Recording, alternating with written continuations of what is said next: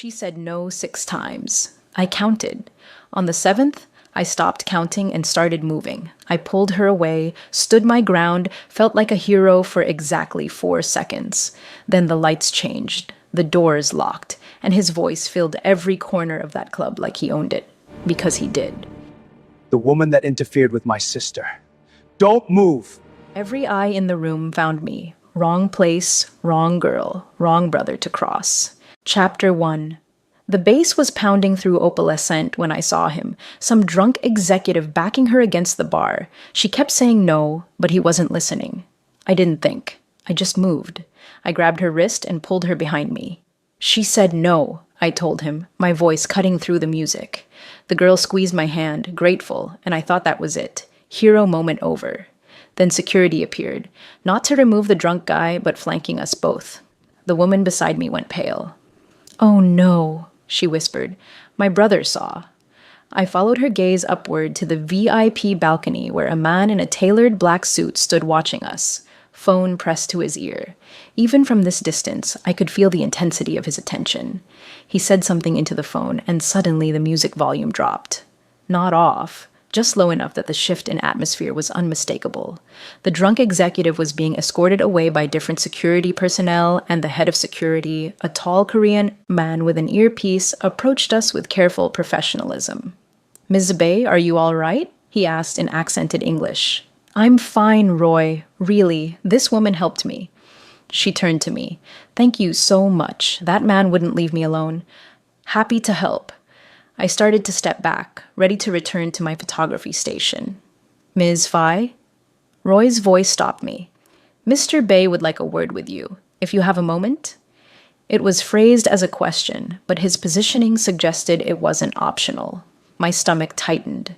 The woman, Ms. Bay, looked distressed. "Please, you don't have to. I'll explain to my brother that you were helping." "It's fine," I said, though my pulse was racing. "I'm sure he just wants to understand what happened." Roy led me through the crowd toward a private elevator. As we ascended to the VIP level, he spoke quietly. "Mr. Bay can be intense, but he's fair. Just tell him the truth." I planned on it. The VIP lounge was elegant and understated. Floor-to-ceiling windows overlooking the club, modern furniture in muted tones, and that man from the balcony standing with his back to us, looking down at the crowd below. "Sir, Ms. Phi," Roy announced, then retreated, leaving me alone with him. For a long moment, he didn't turn, just stood there, hands in pockets, perfectly still. I used the time to study him. Expensive suit that fit like it was made for him. Dark hair styled with precision. Shoulders set in a way that suggested he carried significant weight. When he finally turned, I got my first clear look at Manchik Bey. Sharp, handsome features. Dark eyes that assessed me with uncomfortable thoroughness. Maybe early 30s, though he carried himself with the authority of someone older. This was a man used to being obeyed. "Ms. Phi." He said my name like he'd called it 1,000 times in private. "Thank you for coming up. I wanted to speak with you about the incident downstairs." "I'm happy to explain.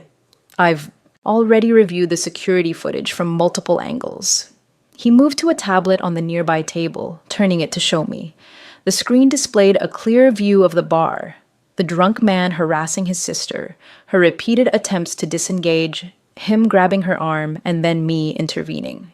I've also identified the man. His name is William Chen. He's a private investigator who works for my sister's ex-husband. "Oh, that complicated things. I didn't know that. I just saw someone who needed help." I realized that. He gestured to a chair. "Please, sit. I have some questions, but I'm not interrogating you. I'm trying to understand the full situation." I sat, and he took the chair across from me, not behind a desk in a power position, but at eye level, a deliberate choice. "Walk me through what you saw," he said. "Every detail." So I did. I explained how I'd been photographing the crowd for the grand opening, how I'd noticed the interaction escalating, how the woman, his sister, had clearly been uncomfortable but trying to remain polite, how the man had physically prevented her from leaving. Manchik listened without interrupting, his expression neutral, but his attention absolute. When I finished, he was quiet for a moment. "You didn't know who my sister was," he said. It wasn't a question. No, should I have? She curates at the National Museum. Our family is relatively prominent in Seoul business circles. He studied me. But you're new to the city. 3 months according to your work visa. You pulled my information already? I pull information on everyone who interacts significantly with my family. It's not personal. It's necessary. He leaned forward slightly. My sister is in the middle of a contentious custody battle. Her ex-husband, Eric Moore, is using every possible tactic to paint her as an unfit mother, including apparently sending investigators to create situations that look bad out of context. I processed that. So when I grabbed her and pulled her away, you did exactly the right thing. But now you're on Moore's radar. He'll investigate you, try to find anything scandalous, attempt to paint you as some kind of negative influence. His expression hardened.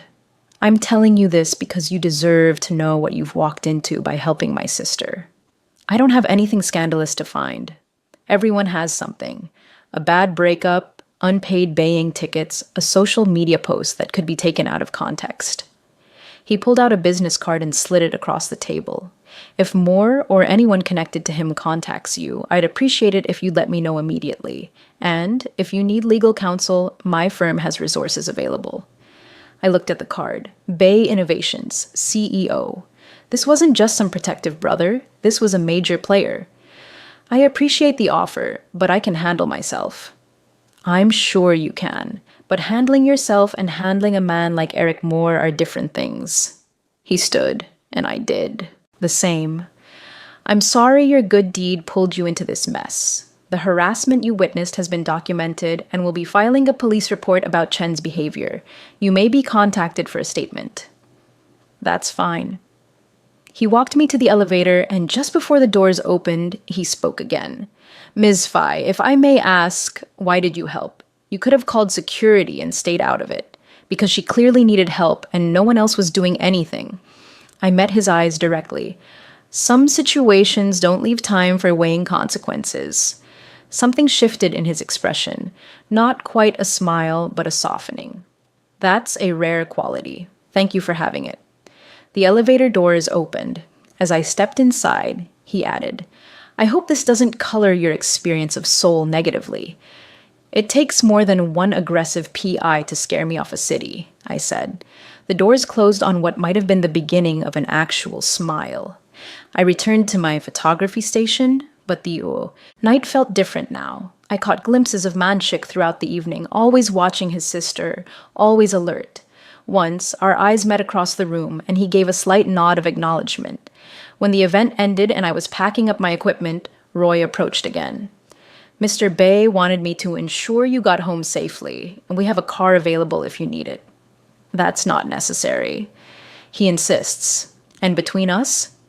Roy's expression was kind. It's not about you. It's about the fact that Chen is still out there somewhere, and Mr. Bay wouldn't forgive himself if anything happened to someone who helped his family. I accepted the ride. As the driver navigated Seoul's late-night streets, I thought about intense eyes and quiet protectiveness and the way Manshik Bay had thanked me like my help actually mattered. I didn't expect to see him again. I was very, very wrong. Chapter 2. 2 days later, I was editing photos in my tiny apartment when my phone rang. Unknown number. Hello? Ms. Fai, this is Manshik Bay. I hope I'm not disturbing you. I sat up straighter, surprised. No, I was just working. Is everything okay with your sister? She's fine. Actually, I'm calling about a professional matter. Would you be available to meet tomorrow afternoon? I have a proposition that might interest you. Every instinct said this was a bad idea. What kind of proposition? The kind that's better discussed in person, my office at Bay Innovations, 2 p.m.? He paused. I promise this is legitimate. You can bring someone with you if that makes you more comfortable. I should have said no. Should have recognized that getting further involved with this family's drama was asking for trouble. I'll be there, I heard myself say. Alone. But if this is sketchy, I'm walking out. That's fair. I'll have Roy meet you in the lobby and bring you up. He gave me the address. Thank you for giving me the opportunity to present this. After we hung up, I stared at my phone for a long time, wondering what I'd just agreed to. The next afternoon, I dressed professionally. Black slacks, a nice blouse, minimal jewelry. Bay Innovations occupied a gleaming tower in Seoul's financial district. Roy was waiting, as promised. Ms. Fai, good to see you again. Please, follow me. We took an express elevator to the executive floor. Roy led me through a maze of glass-walled offices where serious people had serious conversations, finally stopping at a corner office with a view that probably made CEOs weep with envy. Manshik stood from behind a massive desk when I entered. Today, he wore a charcoal gray suit with no tie, the top button of his shirt undone. Still professional, but slightly more approachable. Thank you for coming. He gestured to a seating area away from the desk, couches and a coffee table, less formal. Can I offer you anything? Coffee, tea, water? I'm fine. You said you had a proposition? He almost smiled at my directness. Straight to business. I respect that. He sat across from me. I've reviewed your photography portfolio. The work you've done is impressive. You have a genuine eye for capturing authentic moments. I hadn't expected that. Thank you. I'm going to be very direct with you because I think you'll appreciate honesty more than corporate maneuvering. He leaned forward, elbows on knees. My sister's custody hearing is in 6 months. During that time, we need to build a comprehensive case showing that Rose, my niece, is thriving in a stable, loving environment. Part of that involves documentation. You want to hire me as a photographer.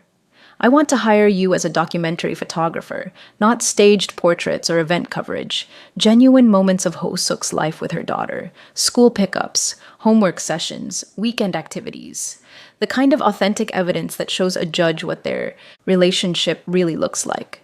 It made sense from a strategic standpoint. Why me specifically? Because your portfolio shows you understand how to capture truth without manipulation, and because you've already met Ho-suk and Rose, so there's some initial comfort level. He pulled out a folder and slid it across the table. This is a proposed contract. 6-month engagement, part-time hours based on your availability. You'd continue your other work. This would supplement, not replace. The compensation is outlined inside. I opened the folder. The number made my eyes widen. That's extremely generous. It's fair for what I'm asking. I need someone who can integrate naturally into my sister's life, someone Rose will be comfortable around. That requires more than just technical skill. It requires character. His eyes met mine. You showed that character when you helped Ho-suk without knowing anything about our situation. That matters to me. I looked at the contract. It was detailed, professional, with clear boundaries about usage rights and compensation structure. Everything seemed legitimate. I need time to think about this. Of course. Take a week, review it with a lawyer if you'd like. I'd encourage that, actually. He stood when I did. But, Ms. Fai, I want to be clear about something. This isn't charity or pity. Your work is good enough to earn this contract on merit. The fact that you also happen to be someone my family already trusts is simply fortunate timing.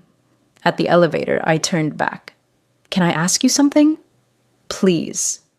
That night at the club, when you wanted to talk to me, were you angry? Did you think I was working with more somehow? He considered the question seriously. For about 30 seconds, yes. Then I watched the full footage and realized what had actually happened. After that, I was just grateful and concerned about the position my family's drama had put you in. He tilted his head slightly. Does that matter? It does. I needed to know if I'd be working with someone who jumps to worst-case scenarios. I gather information before drawing conclusions, he said, but I protect what's mine fiercely. That's something you should understand if you take this job. The elevator arrived. As the doors started to close, I held them open with one hand. I'll give you an answer in 3 days, not 7. No point dragging it out. This time, he definitely smiled. I look forward to hearing from you, Ms. Fai. Chapter 3. I spent those 3 days doing my own research. I looked up Bay Innovations, major tech and investment firm, solid reputation, Manshik at the helm for 5 years. I researched Eric Moore, successful attorney, messy divorce, custody battle ongoing. I found articles about the case that painted both sides sympathetically. I also had a lawyer friend back in New York review the contract via video call. This is incredibly straightforward, she said, scrolling through the document on her screen. No weird clauses, fair compensation, clear termination conditions. Honestly, Lucy, this is better than most photography contracts I've seen. He's giving you full creative control and limiting his usage rights to legal proceedings only. That's actually really respectful of your work. So you think I should take it? I think you should consider what you want. This is a lot of money, and it's legitimate work, but it's also embedding yourself in a family's legal drama that could get messy. She gave me her serious lawyer look. Are you prepared for that? I thought about Rose's bright eyes when her mother picked her up after the club incident, about Ho-suk's genuine gratitude, about the way Manshik had been protective without being possessive, professional without being cold. Yeah, I said. I think I am. 2 days later, I called Manshik's office and told his assistant I'd accept the contract. I had no idea I'd just made the most important decision of my life. Chapter 4. The first official session was scheduled for a Saturday morning. Rose had a soccer game, and Ho-suk suggested it would be a good opportunity to capture natural family moments. I arrived at the field early, equipment bag over my shoulder, slightly nervous despite myself. Lucinda! Rose spotted me first, running over in her soccer uniform, ponytail bouncing. You came. Are you going to take pictures of me scoring goals? That's the plan. Think you can score a few for me? I'll score 100. She grabbed my hand unselfconsciously. Come meet my team. Ho-suk approached with an apologetic smile. Sorry, she's been excited all week that you'd be here. She's telling everyone you're a famous photographer. I'm definitely not famous. You are to her. Ho-suk's expression turned more serious. Thank you for taking this job. I know it's not conventional and the circumstances are complicated, but having these documented moments, it means everything. It's good work, I assured her, and Rose makes it easy. We were interrupted by Rose dragging me off to meet her teammates, and for the next hour, I forgot about custody battles and legal strategy. I just photographed kids playing soccer. Rose's fierce concentration, her celebration when she actually did score, the way Ho-suk cheered from the sidelines without being overbearing. I was reviewing shots on my camera's display when a shadow fell across the screen. How's the coverage going? I looked up to find Manshik standing beside me, dressed casually in dark jeans and a button-down shirt rolled to his elbows. It was jarring seeing him outside the suit and tie context. Good. Rose is a natural in front of the camera. I showed him a shot of his niece mid-kick, pure determination on her face. She's also pretty good at soccer. She gets that competitive streak from her mother. He watched Rose on the field with obvious affection, and possibly from me. You play? Not anymore, but I was semi-serious about football in university. He glanced at me. I wanted to thank you again for taking this contract. I know it's asking a lot. It's a job, I said simply. A good one. It's more than that. He gestured to the field where Ho-suk was talking with other parents, fully engaged. My sister has been diminished by this custody battle, constantly defensive, always worried about how things look. But right now, she's just being Rose's mother. That's because you're here documenting the truth, not staging some performance. I understood what he meant. The pressure of constant judgment could make anyone self-conscious. I'm just doing my job. You're doing it well. He checked his watch. I need to make some calls, but I'll be in the baying lot if you need anything. As he walked away, I noticed several of the soccer moms watching him with interest.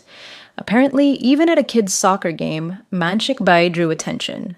After the game, Rose insisted I join them for lunch at a nearby Korean BBQ restaurant. It was casual, family style, nothing fancy. Rose chattered nonstop about the game while Ho-suk helped her navigate the menu. I captured it all. The easy affection between mother and daughter, Rose's animated storytelling, Ho-suk's patient corrections when her daughter exaggerated the number of goals she'd scored. "Can I see the pictures?" Rose asked. I showed her the display screen, flipping through shots from the game. She oohed and ahed appropriately, then stopped me on one particular image. "That's my favorite," she said. It was a shot of her and Ho-suk hugging after the game, both of them grinning. "Can you print that one for me?" "Absolutely. Will the judge see this picture?" The question caught me off guard. Ho-suk's expression tightened slightly.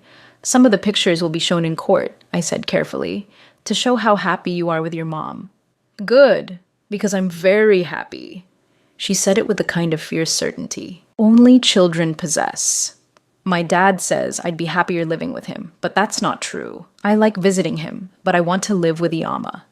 "Rose," Ho-suk's voice was gentle but firm. "Let's not talk about court stuff right now, okay? But it's important. Lucinda needs to know that we're not pretending to be happy. We really are happy." She looked at me with those bright, serious eyes. "You understand that, right?"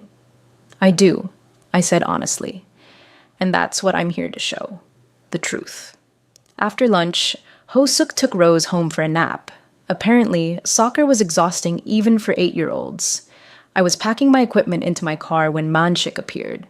"How did it go?" "Really well. I got some great shots." I pulled out my tablet and showed him a quick selection. These are just rough reviews, but you can see the natural interaction. He scrolled through slowly, his expression softening with each image. "These are perfect. Exactly what we need." Rose asked if the judge would see them, I said. She wanted to make sure I knew they weren't pretending to be happy. His jaw tightened. "She shouldn't have to think about things like that. She's 8. She's also smart and perceptive. She understands more than you probably want her to." "I know." He handed back the tablet. "Thank you for handling that well, for being honest with her." "I won't lie to her. Not about this or anything else." He studied me for a moment. "No, you wouldn't. That's becoming very clear." He pulled out his phone. "I'm sending you Roy's direct number. If Eric or anyone associated with him approaches you, call immediately. Don't engage, just document and call." "You think he'll come after me?" "I think he'll investigate everyone connected to Ho-suk's case. You're new, which makes you interesting. Just be careful." It wasn't paranoia. It was realistic caution. "I will." Chapter 5. Over the next few weeks, I fell into a rhythm with the Bay family. Tuesday afternoons were homework help with Rose. Thursday evenings were dinner at the main house. Saturdays varied, sometimes museums, sometimes bays. Once a traditional Korean cooking class where Rose had more fun than anyone. I documented all of it. But I also found myself genuinely enjoying the time. Rose was hilarious and creative. Ho-suk was warm and intelligent. Even when I wasn't actively photographing, I was welcome. Manshik was around less frequently. He worked long hours, but when he was present, I noticed him. Hard not to. He had a way of filling a room just by entering it. About 6 weeks into the contract, I was at the house uploading photos when Manshik came home early, tension radiating from him. "Bad day?" Ho-suk asked. Moore filed new motions. He's claiming I'm using company resources inappropriately to influence the custody case. He loosened his tie with sharp movements. "It's groundless, but it's designed to make me look like I'm abusing my position." "Is he right?" I asked. Both siblings looked at me. "Are you using company resources?" "I hired you personally. I'm paying you from my own accounts, but Moore's lawyers are arguing that my position as CEO gives me unfair advantage in building Ho-suk's case." He ran a hand through his hair, disheveling it. "They're trying to paint me as a bully using money and power to manipulate the system." "Can they make that stick?"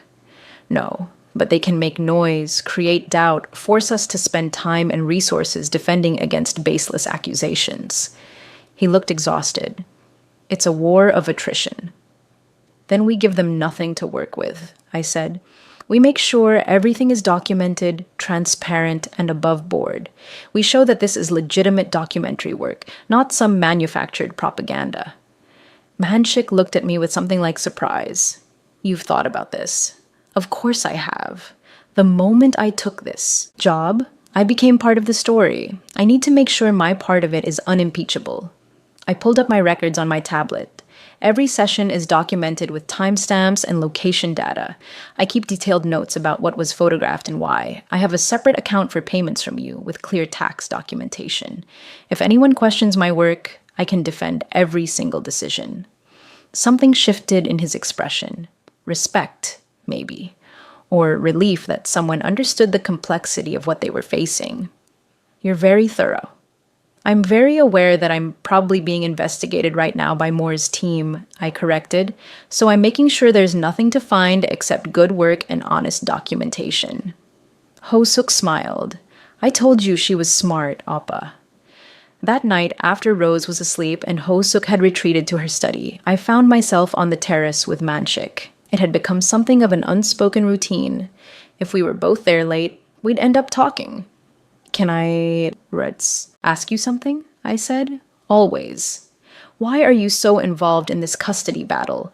Most brothers would support from a distance, maybe help financially, but you're deeply invested. He was quiet for a long time, staring out at Seoul's lights.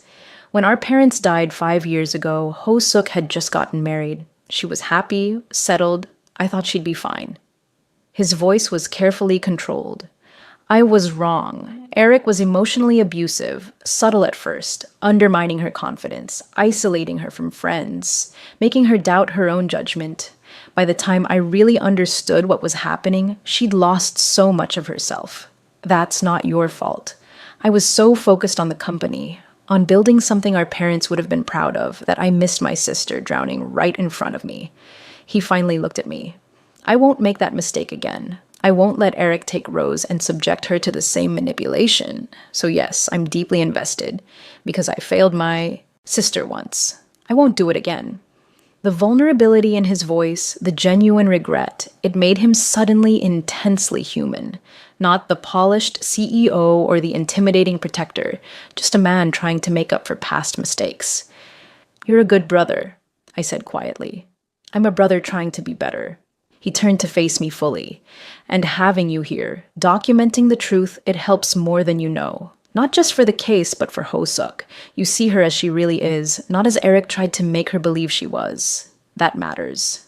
We stood there in comfortable silence for a while, and I realized I'd started to care about this family beyond the professional contract. That was probably dangerous, but I couldn't seem to stop. Chapter 6.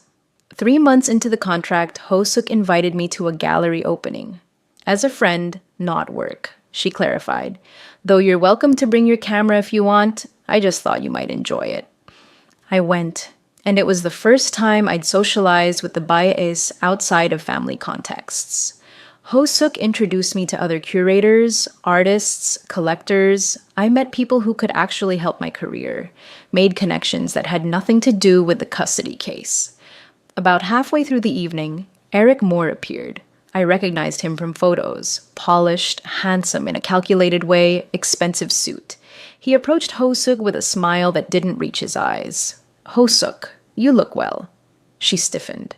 Eric, I didn't know you'd be here.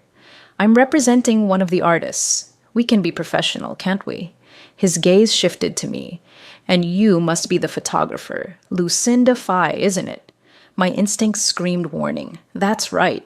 Eric Moore. I'm Rose's father. He extended a hand, which I shook briefly. His grip was too firm, too long. I've heard a lot about you. I'm sure you have. It's fascinating, really. You helped my ex-wife at a club, and suddenly you're embedded in my daughter's life. Photographing her, spending time with her, living at... He paused. Where is it you're living now? I have an apartment in Itaewon. Interesting. My sources suggested you were at the Bai estate. This was a test. He was trying to catch me in a lie or get me to confirm something he could use. I work with the family regularly. Sometimes that requires being at their home, but I have my own place. Of course. His smile sharpened. I'm sure it's all very professional, though one has to wonder about the optics. A young woman, a wealthy family, a custody battle. The timing is quite convenient. Eric, Ho-suk's voice was ice. Don't. I'm simply making conversation. But his eyes stayed on me. Ms. Phi, do you have children? No. Then you wouldn't understand the concern a parent feels when strangers are given access to their child. I'm sure you're lovely, but you must see how it looks from my perspective. Before I could respond, a familiar voice cut through the tension. More. Manshik approached with Roy flanking him. He positioned himself slightly in front of me, not overtly protective, but the message was clear. Bay, Eric acknowledged. I was just getting to know Ms. Fai since she spends so much time with my daughter. Ms. Fai is a professional photographer doing legitimate documentary work. Your attempt to make it sound sinister is transparent. Manshik's voice was controlled, but I heard the steel underneath. And if you approach her again outside of proper legal channels, we'll be filing harassment charges. I'm simply talking. You're fishing for information and trying to intimidate a witness. We both know it. So does everyone watching this interaction. Manshik moved closer to Eric, lowering his voice. I've been patient because of Rose, but my patience has limits. Cross them, and you'll discover exactly how much influence I actually have. For a moment, the two men stared at each other. Then Eric smiled tightly. Enjoy your evening. He walked away, and I released a breath I hadn't realized I was holding. Are you all right? Manshik turned to me, his expression shifting from threatening to concerned. I'm fine. He didn't say anything I couldn't handle. Nevertheless, we should go. He looked at Hosuk. This was a setup. He knew we'd be here. Hosuk nodded, already gathering her things. As we left, I felt eyes on us, people who'd witnessed the confrontation, probably already spreading gossip. In the car, Manshik was tense, jaw tight. Hosuk sat in front with the driver, leaving me in back with Manshik. I'm sorry, he said finally. That shouldn't have happened. It was going to happen eventually. At least now we know his strategy. He'll try to rattle us, get us to react poorly, create scenes he can use. You handled it well. I told you, I can handle myself. I looked at him. But I appreciate the backup. His eyes met mine in the dim car. Always. Something passed between us in that moment. An acknowledgement of alliance, of trust. Maybe more, though I wasn't ready to examine that yet. We should implement new protocols, Roy said from the front seat. If Moore is going to actively confront people, we need to be prepared. Agreed, Menshik said. Lucinda, I'd like you to vary your routine. Different routes, different times, and if you notice anyone following you, call immediately. You think he'd have me followed? I think he's desperate, and desperate people make dangerous choices. He wasn't wrong. Eric Moore had the look of a man who couldn't accept losing. The question was, how far would he go to win? Chapter 7. 2 weeks after the gallery incident, I noticed the same car behind me 3 times in 2 days. Different locations, but the same silver sedan. I documented it, photos, times, locations, then called Roy. Don't go home, he said immediately. Go to a public place. I'm sending security to you now. I ended up at a busy coffee shop, pretending to work while watching the street. Sure enough, the silver sedan parked across the road. The driver, a middle-aged man in a nondescript jacket, waited, watching the coffee shop entrance. 20 minutes later, Roy arrived with 2 security personnel. They approached the silver sedan, and I watched through the window as they had a conversation with the driver. Whatever was said, the man looked unhappy. He drove away, and Roy came into the coffee shop. Private investigator, he confirmed. Working for Moore. He's been instructed to cease surveillance, but I doubt that'll last. We're filing a police report and a restraining order. On your behalf. A restraining order seems extreme. You're a material witness in a custody case being actively stalked. It's not extreme. It's necessary. He sat across from me. Mr. Bay is concerned about your safety. I can take care of myself. I don't doubt that. But having resources available doesn't make you weak. It makes you smart. He pulled out a card. This is for a security company we contract with. They can do a sweep of your apartment, install some basic security measures. Mr. Bay will cover the cost. I can't accept. You're being targeted because of work you're doing for our family. The least we can do is ensure your safety. His expression was kind but firm. Please, let us help. I accepted the card, though it felt uncomfortable. This was escalating beyond a simple photography contract. That evening, I got a call from Manshik. Roy told me about the surveillance. Are you all right? I'm fine. Honestly, it's more annoying than scary. It's unacceptable. I've spoken with our lawyers. We're pursuing multiple legal actions against Moore for witness intimidation. He paused. I'm also assigning you a security detail. What? No, absolutely not. Lucinda. I'm not having bodyguards following me around. That's ridiculous. Someone already is following you around. I'm simply ensuring it's someone there to protect you rather than intimidate you.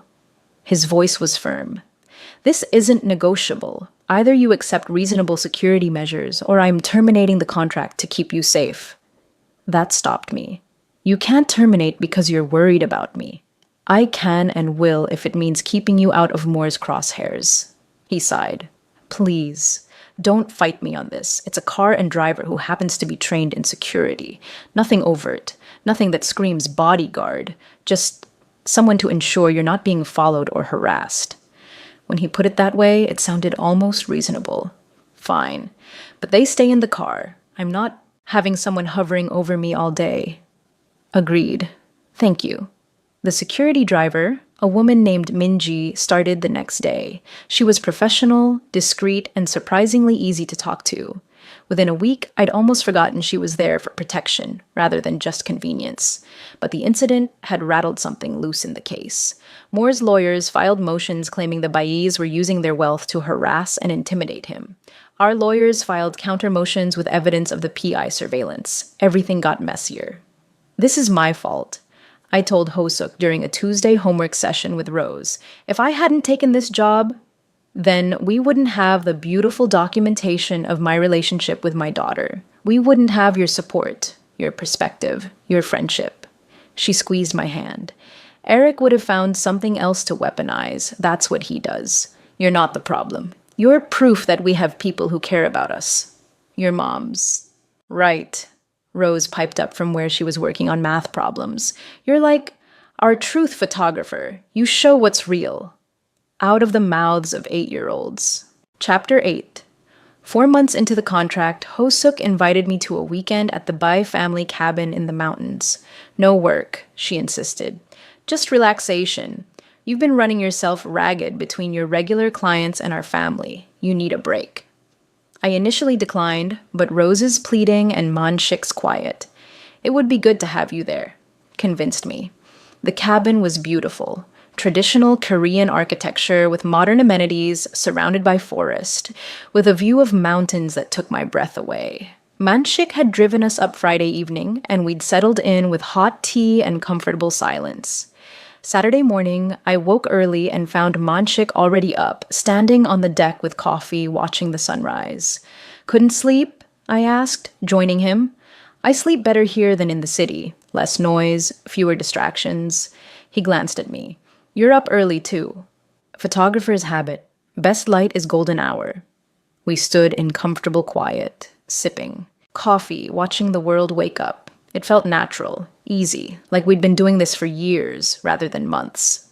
Can I ask you something personal? He said finally. Sure.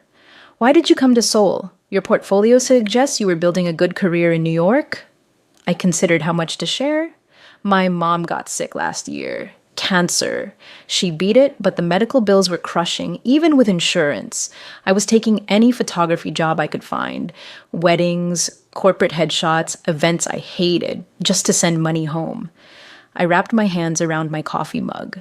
A friend told me about opportunities in Seoul, how the event photography market was growing, how I could make better money, so I came. Figured I'd stay a year, build savings, then decide what's next. Is your mother all right now? Yeah, she's in remission. Bills are mostly paid off. My brothers are both in college on scholarships, so the pressure's less. I looked at him. This contract with you, it covered what we still owed on the medical debt. So thank you for that. His expression softened. You sent it all home. Of course I did. That's why I took the job. Most people would have kept some for themselves, built their own savings. I will. But family comes first. I met his eyes. You understand that. I do. He held my gaze for a long moment. You're remarkable, Lucinda Phi. I'm practical. There's a difference. No, he said quietly. You're remarkable. The moment stretched between us, charged with something I wasn't ready to name. Then Rose's voice called from inside, breaking the spell. Uncle Manshik, Lucinda, Iyama made pancakes. We went inside, and the weekend continued in a blur of hiking, board games, and Rose's endless energy. That evening, after Rose was asleep, the three adults sat on the deck under stars, more visible than anything I'd seen in years. This is perfect, Hosuk said softly. This is what I want for Rose. Family, peace, love, not courtrooms and lawyers and constant judgment. 2 more months, Manshik said. The hearing is in 2 months. After that, it's done. Unless Eric appeals, he won't have grounds. He spoke with confidence, but I heard the underlying worry. We have everything documented. Ms. Choi is confident. I'm just tired, Hosuk admitted. Tired of fighting, tired of defending myself, tired of feeling like every moment of happiness is evidence that might be twisted against me. I reached over and squeezed her hand. You're an amazing mother. The photos prove it, the testimonies will prove it, and most importantly, Rose knows it. That's what matters. She smiled at me, eyes bright with unshed tears. How did we get so lucky to have you walk into our lives? Dumb luck and good timing, I said lightly. But when I glanced at Manshik, I found him watching me with an expression that made my heart skip. That night, I couldn't sleep. Too many thoughts, too many feelings I'd been pushing aside. I got up for water and found Manshik in the kitchen, apparently having the same problem. Insomnia? I asked. Something like that. He poured me water without asking, handed me the glass. Can't stop thinking about the hearing, running through every possible scenario. You've done everything you can. You've protected Hosuk, supported her, documented everything. Now you have to trust the system. I don't trust the system. I trust preparation. Sometimes those are the same thing. I leaned against the counter. Can I tell you what I see when I look at your family? Please. I see a mother who loves her daughter more than anything. I see a little girl who's confident, creative, and secure. I see an uncle who would move mountains to protect his family. And I see all of you supporting each other through something that would break most people. I met his eyes. That's what the judge will see too, because it's the truth. He moved closer, and suddenly the kitchen felt very small. Do you know what I see when I look at you? My pulse kicked up. What? Someone who walked into a difficult situation and made it better just by being in it. Someone who could have taken the easy money and done the minimum, but instead became part of our family. Someone who... He stopped himself, jaw tightening. Someone who what? Someone who matters, he said finally, voice rough. To Rose, to Hosuk, to me. The air between us felt electric. We were standing too close, the darkness and intimacy of the late hour making everything feel more intense. Manshik. I know this is complicated. I know there are professional boundaries. I know the timing is terrible. His eyes searched mine. But I need you to know, what I feel for you goes beyond gratitude or professional respect. You've become essential, and I don't know what to do with that. My breath caught, because I felt it too, had been feeling it for weeks but couldn't acknowledge it. He was my employer, Hosuk's brother, wrapped up in a complicated legal situation. This was a terrible idea, but terrible ideas had a way of feeling inevitable. I don't know either, I whispered. He reached up slowly, giving me time to pull away, and tucked a strand of hair behind my ear. His hand lingered, thumb brushing my cheek. Tell me to stop, he said quietly. Tell me this is just professional, and I'll never bring it up again. I should have stepped back, drawn a line, protected us both from complication. Instead, I leaned into his touch.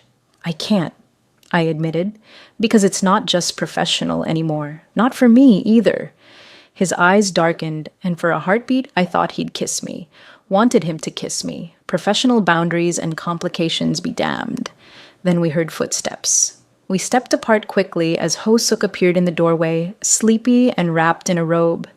Can't sleep either? she asked, oblivious to the tension she'd interrupted. Too much coffee, I said, my voice steadier than I felt. Same, Manshik added smoothly. We were just discussing the schedule for tomorrow. If Ho Suk suspected anything, she didn't show it. She got her own water and chatted about breakfast plans, and the moment dissolved into normalcy. But when I finally went back to bed, I lay awake knowing everything had changed. Manshik Bai had feelings for me, and God help me, I had feelings for him too. This was going to get so much more complicated. Chapter 9. After the cabin weekend, something shifted. Manshik and I didn't discuss what had almost happened in the kitchen, but it hung between us, acknowledged but unspoken. We were more careful about being alone together, more aware of how we looked when others were around. But that awareness just made everything more intense. 5 months into the contract, Manshik invited me to a business dinner, one of those corporate networking events where Seoul's elite gathered to make deals and show status. Ho Suk can't make it, he explained, and I'd appreciate having someone there who can help me look human and approachable instead of like a corporate robot. You want me to be your date. I want you to be a friend attending a business dinner. If that happens to look like a date, so be it. His eyes held mine. But I understand if you'd rather not. I'll go. He smiled, real and warm. Thank you. Fair warning. These things are usually boring. But the food is good, and you might meet some gallery owners who could be useful for your career. The dinner was at an exclusive restaurant with a guest list that read like a who's who of Korean business.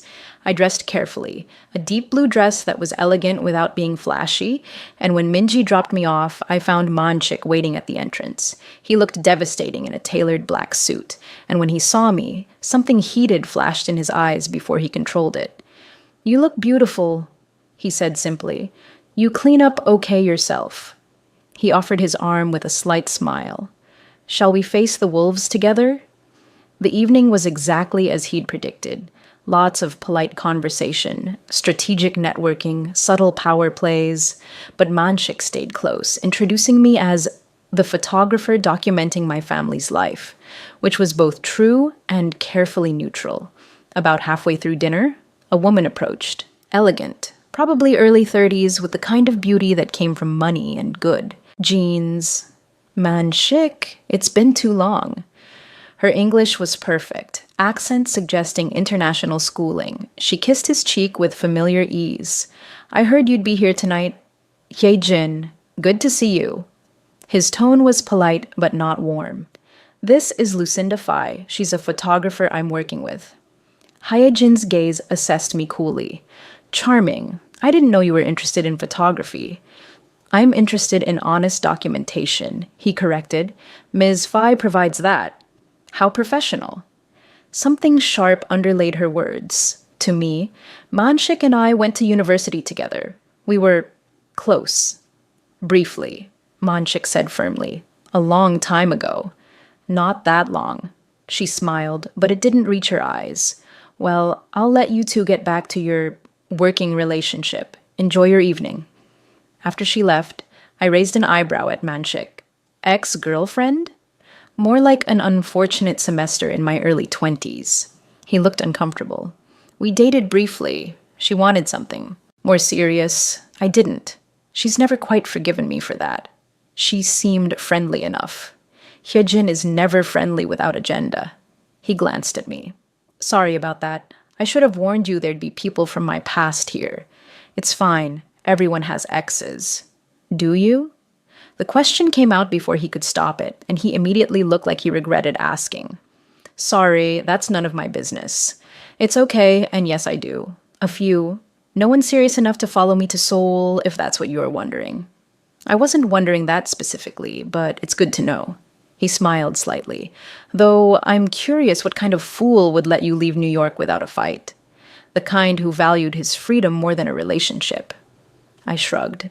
We wanted different things. He wanted casual, I wanted something real. So we ended it. His loss. The way he said it, quiet, certain, made heat rise in my cheeks. The rest of the dinner passed without incident, and I did end up meeting 2 gallery owners who expressed genuine interest in my work. As Minji drove us home, I felt good about the evening. Thank you for coming tonight, Manshik said. You made it significantly more bearable. That's what friends do, right? Right, friends. But the way he looked at me suggested we both knew we'd crossed some invisible line past friendship weeks ago. Chapter 10. 1 week before the custody hearing, everything erupted. Eric Moore's legal team filed emergency motions claiming Ho-suk was involved in an inappropriate relationship with me, and that this proved her poor judgment. They had photos, lots of them, taken by the PY who'd been following me months ago before the restraining order. Images of me with the family, me hugging Rose, me and Ho-suk laughing together at a museum, and several of me with Manshik. Us at that business dinner, standing close at various family events. One particularly damning shot of us on the cabin deck that had been taken from distance, making our body language look more intimate than it was. The implication was clear. I was romantically involved with Ho-suk, or possibly with Manshik, or manipulating the whole family. It didn't matter that none of it was true. The optics were terrible. This is character assassination, Ms. Choi, the attorney said during an emergency meeting. But we can counter it. We have documentation showing the professional nature of your relationship. We have We have photos that tell whatever story Moore wants them to tell. Manshik cut her off. His expression was carved from stone. He's not trying to prove anything in court. He's trying to plant doubt to make the judge question everything. Then we put Ms. Fai on the stand, Ms. Choi said. She can testify to the nature of her relationship with the family, the professional boundaries, the legitimate work she's been doing. They all looked at me. I'll do it, I said. Whatever you need. Lucinda. Manshik's voice was rough. Testifying will open you up to cross-examination. Moore's lawyers will tear apart your every word, your every decision. They'll try to make you look like a con artist or worse. Then I'll prove I'm not. I looked at Ms. Choi. What do I need to do? What followed were 3 days of intensive preparation. Ms. Choi drilled me on potential questions. Hostile scenarios, how to stay calm under pressure. Roy provided documentation of every interaction I'd had with the family. Manshik was present for all of it, his tension palpable. The night before the hearing, I couldn't sleep. I went to the balcony of my apartment and found myself looking toward the Bai estate in the distance, wondering if any of them were sleeping either. My phone buzzed. A text from Manshik. Are you awake? Unfortunately, same. Can I call? Yes. My phone rang immediately. His voice was tired, stressed. I need to tell you something, and I need you to really hear it. Okay. You don't have to testify tomorrow. I can tell Ms. Choi we're withdrawing you as a witness. Your photos can speak for themselves. He took a breath. What I'm saying is, you can walk away from this. You've done more than enough. I won't hold it against you. Are you trying to protect me or the case? You. Always you. His voice dropped. Lucinda, watching Moore's lawyers prepare to interrogate you, knowing they'll try to destroy your character, I can't stand it. You didn't sign up for this level of scrutiny. Yes, I did. I signed a contract knowing this was a custody battle. I knew it would get messy. Not like this. Exactly like this. And I'm not walking away. I softened my voice. Manshik, Rose deserves to stay with her mother. Ho-suk deserves to be free of Eric's manipulation. And you deserve to not carry the weight of protecting everyone alone. So I'm testifying. I'm telling the truth. And we're going to win. He was quiet for so long I thought the call had dropped. Then, I don't deserve you. Good thing we're not talking about what anyone deserves. We're talking about what's right. You make it sound simple. Because it is. Sometimes the complicated thing is actually the simplest choice. Show up, tell the truth, trust the outcome. Lucinda? Yeah? After tomorrow, after this hearing, after everything is settled. He paused. Can we talk? Really talk? About everything we haven't said? My heart hammered. Yes, I'd like that. Good. Get some sleep. Tomorrow's going to be difficult. You too. I'll try. A beat of silence. Thank you for everything. After we hung up, I stood on the balcony for a long time, thinking about impossible choices and inevitable feelings and the way Manshik Bai had looked at me in that dark kitchen months ago. Tomorrow would be hard. but tomorrow would also bring truth.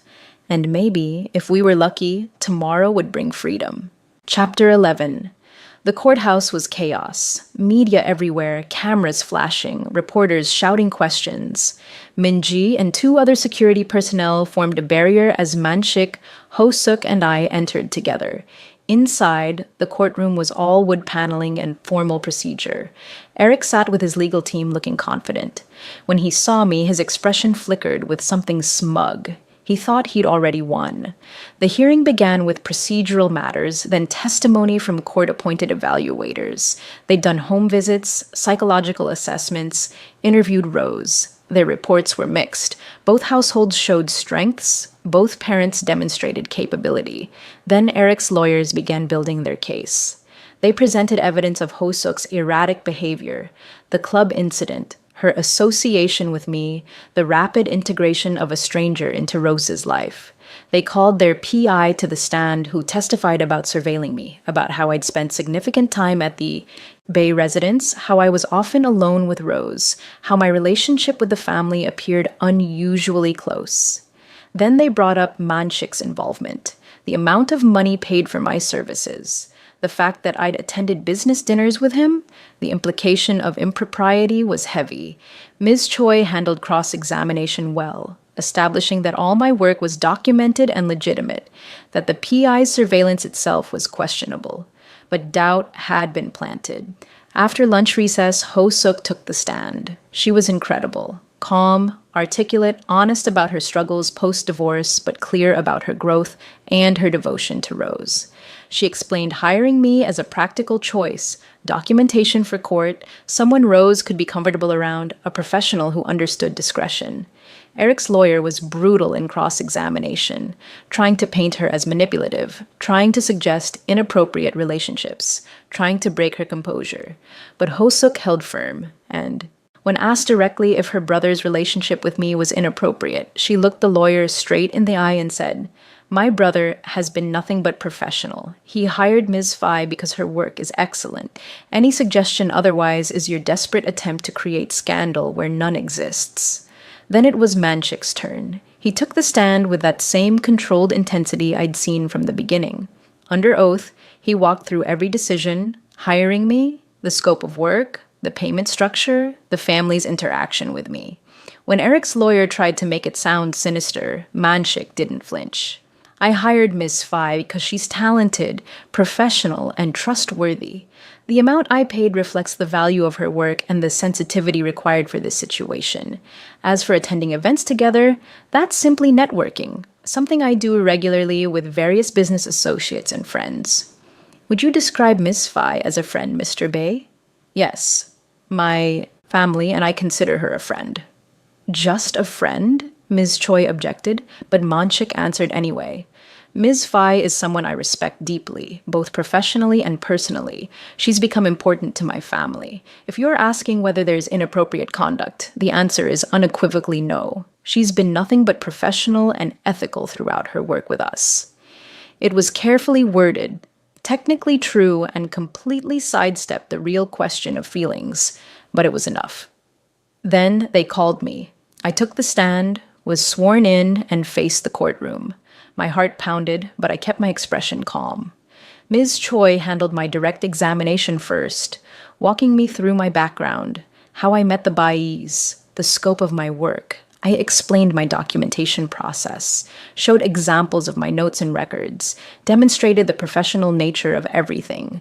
Then Eric's lawyer stood for cross-examination. "Ms. Fai, you were paid $50,000 for 6 months of work. That's quite generous, isn't it? It's fair compensation for the time commitment and the specialized nature of the work." "Specialized how?" "Documentary photography in a legal context requires not just technical skill, but discretion, emotional intelligence, and the ability to capture authentic moments while being unobtrusive. It's more complex than standard event photography." "And yet, you had no previous experience with custody cases." "I had extensive experience documenting authentic human moments, which is exactly what this required. Every job is different. Every family is unique." "Let's talk about this family. You spent significant time alone with Rose Bay, correct? I spent time photographing her relationship with her mother. Yes. Sometimes Rose and I were alone briefly, but always in appropriate contexts. Homework help, teaching her photography basics, age-appropriate conversations. Did you ever discuss the custody case with her? Only when she brought it up, and only to reassure her that telling the truth was important. I kept my voice steady. Rose is aware of what's happening. Pretending otherwise would be dishonest. How convenient that your honest documentation happens to support Ms. Bay's position entirely. It supports what's true, that Ho Suk is an excellent mother and Rose is thriving in her care. I can't change reality to fit a different narrative, and I wouldn't if I could. The lawyer tried several more angles, implying I was romantically involved with Ho Suk, then suggesting involvement with Manshik, trying to make me admit to manipulation or staging photos. I held firm on every question. Yes, I'd grown to care about this family. No, that didn't compromise my documentation. Yes, I'd become friends with them. No, friendship didn't mean dishonesty. Finally, the lawyer played what he must have thought was his trump card. Ms. Fai, isn't it true that you're in love with Manshik Bey? The courtroom went silent. Across the room, Manshik's expression didn't change, but I saw his hands tighten on the armrest. Ms. Choi objected, irrelevant and speculative. The judge looked at me. You may answer if you choose, Ms. Fai. I could have refused, could have said it was private, could have deflected. Instead, I looked directly at Eric's lawyer. My feelings for anyone are irrelevant to the facts of this case. What matters is that I've documented truth. That Ho Suk is a devoted mother. That Rose is happy, secure, and loved. That this family supports each other through difficulty. Whether I personally care about them doesn't change any of those facts. It just means I was lucky enough to witness them. That's not an answer. It's the only answer that matters. You're trying to paint me as compromised, but the opposite is true. I care about this family because they're worth caring about, and that care made me more determined to show the truth, not less. I was dismissed shortly after, legs shaking as I returned to my seat. Manshik's eyes followed me the entire way. The final testimony was Rose herself, questioned gently in the judge's chambers. I wasn't present, but Ho Suk told me later that her daughter had been brave, clear about wanting to live with her mother, and honest about loving both parents, but feeling safer with Ho Suk. Then came closing arguments, and finally, the judge took a brief recess before returning with her decision. The next 10 minutes felt like hours. The judge reviewed evidence, testimony, evaluations. She acknowledged the complexity of the case, the strong feelings on both sides, the legitimate concerns about Rose's welfare. Then she began her ruling. After reviewing all evidence and testimony, I find that Rose Bey is currently thriving in her mother's care. The home environment is stable, loving, and supportive. Ms. Bey has demonstrated consistent, competent parenting and has strong family support. My heart hammered. Mr. Moore's concerns about Ms. Fai's involvement are noted, but I find her testimony credible and her documentation valuable. The suggestion of impropriety appears to be speculation rather than evidence. Eric's expression darkened. Therefore, I am awarding a primary physical custody to Ms. Ho Suk Bey with standard visitation rights for Mr. Moore. This arrangement will be reviewed in 1 year, at which time either party may petition for a modification if circumstances substantially change. The gavel came down. Ho Suk collapsed forward, shoulders shaking with silent sobs. Manshik pulled her into a fierce hug, his own eyes suspiciously bright. Across the room, Eric stood abruptly and left without a word, his lawyer gathering papers with tight-lipped disapproval. We'd won. Chapter 12. Outside the courthouse, media swarmed again, but Manshik's security team cleared a path. We made it to the cars, and suddenly we were driving away from 6 months of stress and fighting towards something that felt like freedom. Back at the Bay residence, Rose was waiting with her grandmother, Ho Suk's aunt, who'd been watching her during the hearing. When Ho Suk told her daughter the news, Rose burst into tears of relief, wrapping herself around her mother like she'd never let go. "Can Lucinda take a picture of this?" Rose asked through tears. "So we remember the happy day?" I did. capturing the pure joy of mother and daughter reunited without the shadow of uncertainty hanging over them. That evening, after Rose was asleep and Ho-suk had retreated to call friends with the news, I found myself on the terrace. The same one where Manchik and I had stood months ago, dancing around feelings we couldn't quite acknowledge. Footsteps behind me. I didn't need to turn to... No, it was him. "We did it," he said quietly. "Ho-suk did it. Rose did it. You did it." I looked at him. "I just documented. You were remarkable in there today. The way you handled that cross-examination, the way you stood firm on truth." He moved closer. "You saved us." I told the truth, that's all. That's everything. He stood beside me now, close enough that I could feel his warmth. "Lucinda, I meant what I said last night. We need to talk. Really talk." "I know. Can we do that now? Or do you need time, space? Now is good." I turned to face him fully. "Say what you need to say." He took a breath, and I saw vulnerability flash across his features, the controlled CEO replaced by just a man trying to find words. "When you walked into my club 6 months ago and helped my sister, I saw you as a problem to solve, someone who'd complicated an already complicated situation." His eyes held mine. "Within hours, you'd become interesting. Within weeks, essential. And sometime, in the past few months, you became..." He stopped, jaw working. "You became everything." My breath caught. "I'm in love with you," he said simply. "Completely, inconveniently, inevitably in love with you. I've been fighting it because of the case, because of professional boundaries, because I didn't want to add more complication to your life. But the hearing is over. The contract is fulfilled, and I can't pretend anymore." He moved closer, hands coming up to frame my face with devastating gentleness. "I love how you see truth in everything. I love how you made Rose feel seen. I love how you stood up to Eric without flinching. I love how you challenge me, how you call me on my protective nonsense, how you make me want to be better." His thumb brushed my cheek. "I love you, Lucinda Phi, and I need you to know that before you decide what happens next." Tears pricked my eyes. "What happens next?"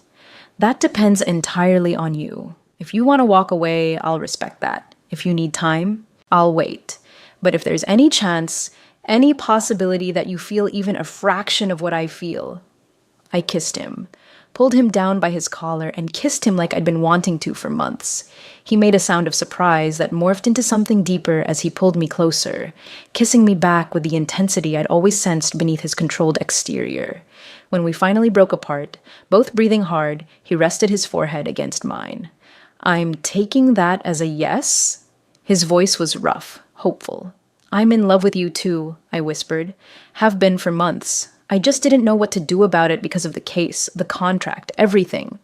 He kissed me again, cutting off my rambling explanation. This kiss was slower, deeper, full of promise and relief and joy. When we separated this time, he was smiling. Truly, genuinely smiling in a way I'd never seen. "So what now?" I asked. "The contract is technically fulfilled. I've completed the 6 months." "Stay." He pulled me close again, arms wrapped securely around me. "Not because of a contract. Not because of the family. Stay because you want to. Because this," he gestured between us, "is real. Because I want to explore whatever this is without professional obligations hanging over us. I should probably warn you, I'm planning to stay in Seoul anyway. I've gotten too attached to this city." "Just the city?" "Well, and maybe the coffee. And the food." I smiled against his chest. "And possibly this really intense CEO who locked me in a club once." "I did not lock you in. I just strongly encouraged your presence. You locked the exits." Semantics. But he was smiling. "Lucinda? Yeah? Thank you for staying that night, for taking the job, for becoming part of our family, for..." His arms tightened. "For being you." We stood there under Seoul's night sky, holding each other, and I felt something settle in my chest, like I'd been walking toward this moment from the second I'd grabbed Ho-suk's wrist in that club, not knowing it would lead here, to love, to family, to home. Chapter 13. 3 months later, my first major gallery exhibition opened in Seoul. The title, Found. Every photograph told a story of family, of truth, of moments that mattered. The centerpiece was a triptych, Ho-suk and Rose on the day of the custody ruling, tear-stained and relieved. Man-shik watching them with unguarded love. And the three of them together, Rose pulling me into frame, insisting I was part of the family now. The exhibition was a critical success. Collectors bought pieces. Gallery owners approached me about future work. My career, the one I'd come to Seoul to build, was finally launching properly. But the best part was standing next to Man-shik at the opening, his hand in mine, no longer hiding what we meant to each other. Ho-suk approached with Rose, both of them beaming. The exhibition is incredible, Lucinda. You've captured so much truth. Only because you let me see it. Rose tugged my hand. Are you going to live with Uncle Man-shik now? Because you're together... together? Man-shik and I exchanged glances. We'd been discussing it, carefully, slowly, making sure we weren't rushing. Eventually, I said, right now I'm keeping my apartment and your uncle has his place and we're taking our time. That's boring, Rose announced. You should just live together and get married and have babies. Rose! Ho-suk looked mortified. But Man-shik laughed, a real, unguarded laugh that made several gallery patrons turn to look. She's not wrong about the married part, he said, looking at me with such open affection that my heart skipped. Though maybe we should date more than 3 months before discussing that. Probably wise, I agreed, but I was smiling. Later that night, after the gallery closed and we'd celebrated with champagne and Korean BBQ and Rose's excited chatter about her favorite photographs, Man-shik and I stood on his apartment balcony overlooking Seoul. Can I tell you something? He said. Always. That night at the club, when I saw the security footage of you grabbing Ho-suk, my first thought was, who is this woman who acts without fear? I had plenty of fear. But you didn't let it stop you. And that's what made me curious enough to talk to you instead of just having security escort you out. That curiosity became interest. Interest became respect. Respect became... He turned to face me. This. Us. Everything we are now. So you're saying I should thank that drunk PI for being aggressive? Absolutely not. But I am saying that sometimes the best things come from impossible moments. He pulled me close. You walked into my life at the worst possible time in the worst possible way, and you became the best thing that ever happened to me. That's very romantic for a CEO who once threatened my career. I've grown as a person. You really have. I looped my arms around his neck. For what it's worth, you became the best thing that happened to me too. Even if you did lock me in a club. I will never live that down, will I? Never. I kissed him.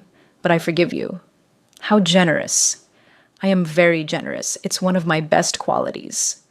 He laughed against my lips, then kissed me properly, and I thought about the strange path that had led here. A club, a wrong girl, a protective brother, a little girl who needed her truth told, a custody battle, and somehow, against all odds, love. Not the simple kind, not the easy kind, but the real kind. The kind worth fighting for. Lucinda? Man-shik pulled back slightly. Yeah?